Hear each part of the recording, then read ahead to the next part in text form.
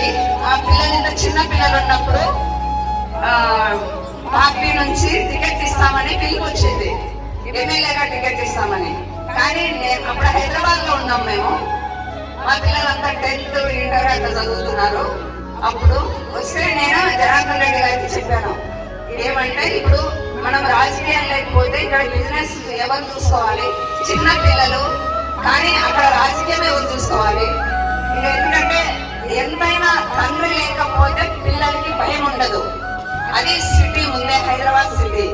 అందువల్ల ఇది ఒకసారి ఆలోచన చేయి. రాజకీయం కావాలంటే ఎప్పుడైనా వస్తుంది, కానీ పిల్లల జీవితం పోతే రాదు కదా అని చెప్పేసి ఒక్కసారి ఆలోచన చేసుకోమని నిదానంగా చెప్పాను. ఇక ఏమనుకున్నాడో కానీ మరి అర్థం చేసుకున్నాడు పాపం. నిజంగా నా మాటకి బాగా విలువ ఇచ్చినాడు.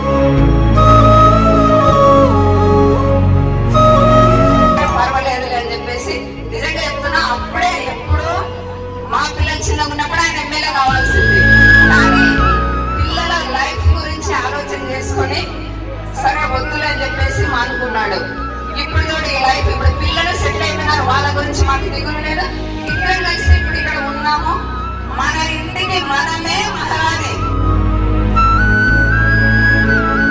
ఒక తల్లిగా, ఒక భార్యగా, ఒక కూతురిగా ఇట్లా మన జీవితం ఎంతో ఉంటుంది. కానీ ప్రతి ఒక్కరికి కూడా ఇంట్లో విలువ ఇచ్చుకోవాలి, మన విలువను మనం కాపాడుకోవాలి, మనము స్వతంత్రంగా ఎదిగేటట్టుగా మనం చేసుకోవాలి.